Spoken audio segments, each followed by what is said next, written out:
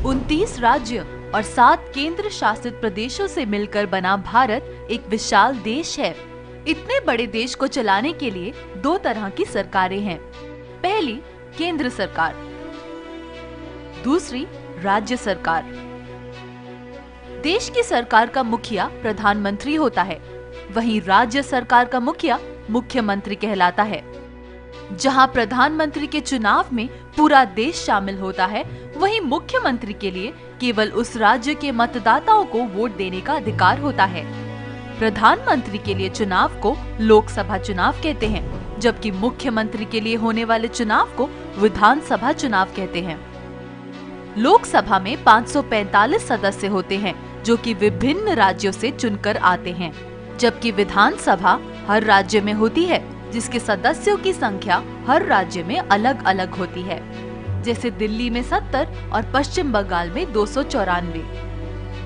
केंद्र सरकार का काम पूरे देश के विकास, सुरक्षा और अंतर्राष्ट्रीय मामलों से जुड़ा होता है, जबकि राज्य का काम केवल अपने राज्य के विकास और सुरक्षा तक सीमित है। केंद्र सरकार की कमाई का जरिया custom duty, excise duty, income tax और सर्विस टैक्स है।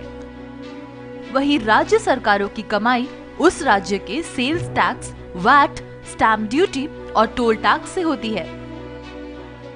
केंद्र सरकार के क्षेत्र में बैंकिंग, इंश्योरेंस, रेलवे, जल, थल और वायु सेना, airport, post office, highway, RBI जैसे विषय आते हैं, जिन पर सिर्फ वो ही फैसले कर सकती है।